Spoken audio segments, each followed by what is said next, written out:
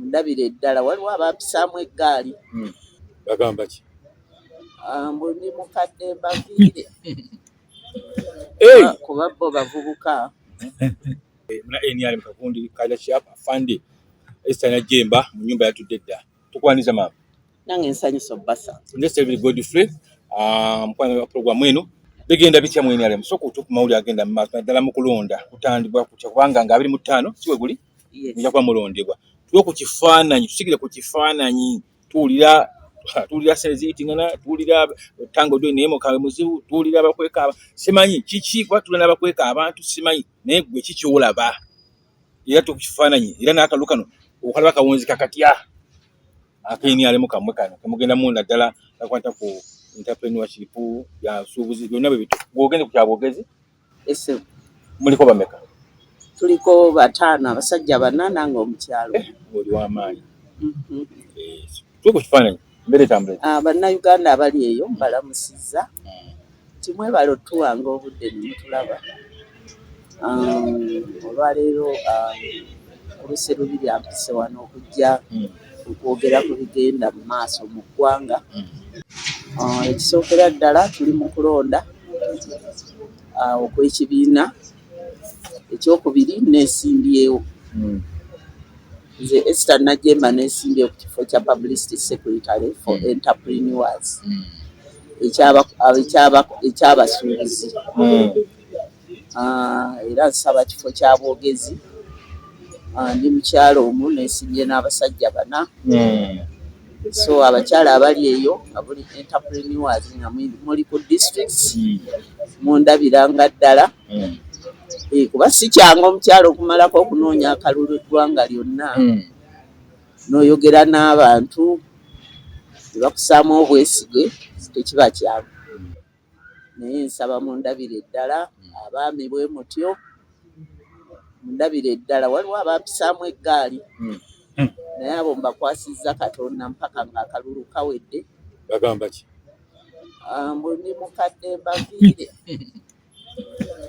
Kuba bo bavubuka neewuunya nti oba jjajjaawe bwe yakaddiwa yamutta busi bwagendayo tafukamira n'amubuuza oli nagamba oli mukadde naye nga ku chairpersons bonna abazze tuli myaka gye gimu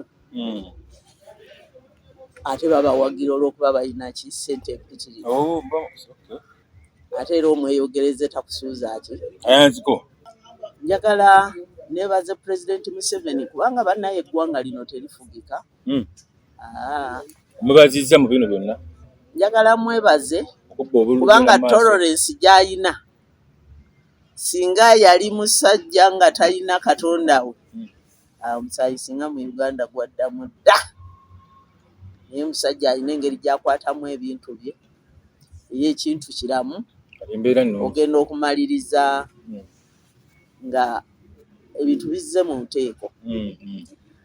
Kakati nga bwe nkugambye nti pate eri mu kulonda tulonda abantu abakiikirira zi regions ez'enjawulo mu sekita ez'enjawulo ku entrepreneur balonda abakyala balonda abavubuka mainstream bonna naye nze mbadde nsaba tulina ekintu kye tulina okukyusaamu naddala ekyokulonda chairperson akiikirira regions abakiikirira regions mu sekita zonna ebe bakyala ebe mainstream eberuddawa ekintu kino kirina okukyuka kubanga teri nsonga lwaki nga nkiikirira east n'owembalala alina okunnonda owa west owa north owa central alina okunnonda atamanyi nawaffe ebintu bwe bitambula ne culture yaffe tagimanyi so nze mbadde ŋŋamba nti buli region zeeronderenga ba representative baabwe abajja ku main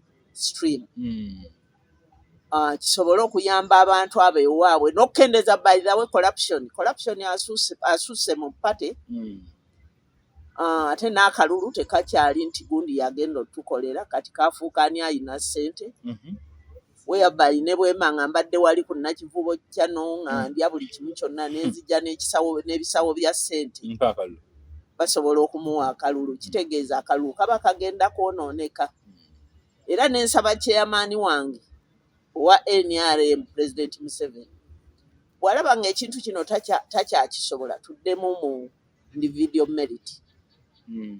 Tuddeyo ku individual merit kubanga corruption mu party asusse.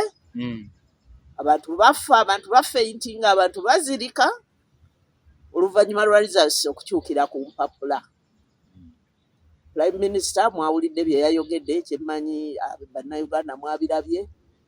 Tulina okutereeza party evemu corruption ali too much. Afuuse nuisance kwegamba abantu baagala na ku boycottinga kwesimba mu bifo eby'enjawulo olw'embeera ebintu byaffe gye bitambulamu. So President Museveni nga chairman wa party mbadde nkusaba tereeza ekintu kino ng'obudde bukyali. Abantu bw'alaajana ne balaga ku media nga balaga layini eyabadde eva kuno ne kuli ne balaga endala zaabadde nnyimpi naye ate n'olaba ng'ate omulala yayiseemu. Tunoonyereze bwe kiba nga kituufu ababa bakola ebyo bakangavulwe bwe tuba tunaagoba corruption mu party yaffe ya NRM.